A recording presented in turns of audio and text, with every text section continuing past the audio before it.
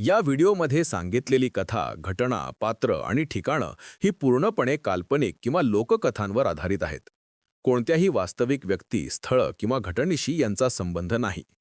ही कथा फक्त मनोरंजनासाठी तयार केली आहे. आमचा उद्देश कोणताही अंधविश्वास पसरवणे, भीती निर्माण करणे किंवा प्रत्यक्ष घटनांबद्दल चुकीची समज निर्माण करणे नाही.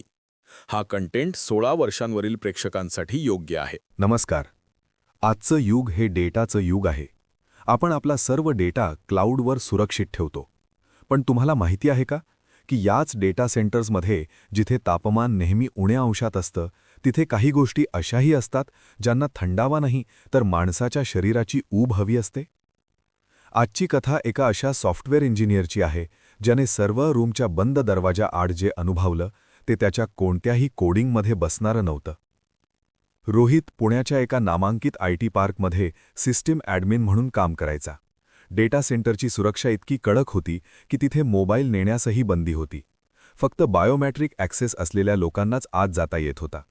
रात्रीचे 11:30 वाजले होते.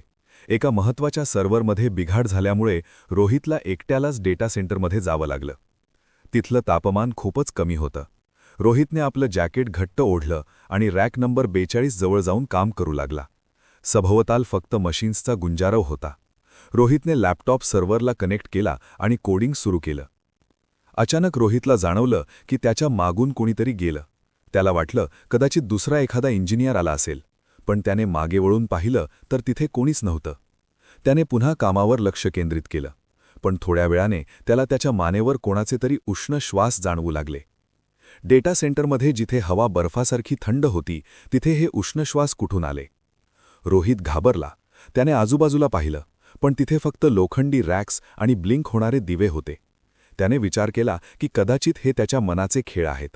पण जेव्हा त्याने आपल्या लॅपटॉपच्या स्क्रीनकडे पाहिलं तेव्हा त्याचे हात थरथर कापायला लागले.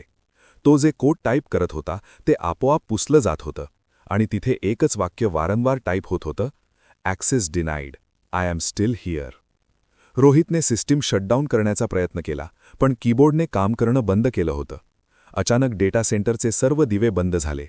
फक्त सर्व्हरच्या लाल रंगाच्या एरर लाईट्स चमकत होत्या.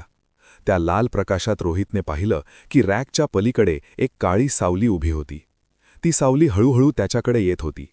त्या सावलीच्या हालचाली एखाद्या मानवासारख्या नव्हत्या तर एखाद्या तुटलेल्या व्हिडिओसारख्या होत्या. रोहित जीवाच्या आकांताने दरवाजाकडे धावला, पण ज्या बायोमेट्रिक लॉकने तो आत आला होता ते आता काम करत नव्हतं. स्क्रीनवर मेसेज येत होता, युजर नॉट रेकग्नाइज्ड. जणू काही सिस्टीमने त्याला जिवंत मानायलाच नकार दिला होता. रोहितला दुसऱ्या दिवशी सकाळी सिक्युरिटी गार्डने बेशुद्ध अवस्थेत बाहेर काढलं. जेव्हा लॉग चेक केले गेले तेव्हा समजलं की ज्या टर्मिनलवरून मेसेजेस येत होते ते टर्मिनल एका अशा इंजिनियरचं होतं ज्याचा 3 वर्षापूर्वी त्याच सर्व रूममध्ये ओव्हरटाईम करताना हार्ट अटॅकने मृत्यू झाला होता. रोहितने त्या दिवसापासून कोडिंग करणं सोडून दिलं. मित्रांनो, तंत्रज्ञान कितीही प्रगत झालं तरी काही गोष्टी अशा असतात ज्या आपण डिलीट करू शकत नाही. तुमच्या ऑफिसमध्ये कधी असं घडलंय का? कमेंटमध्ये नक्की सांगा. भेटूया पुढच्या भागात. तोपर्यंत तुमचा पासवर्ड आणि तुमचा जीव दोन्ही सुरक्षित ठेवा. कथा आवडली असेल तर सबस्क्राईब करा. पुढच्या रहस्यासाठी तयार रहा.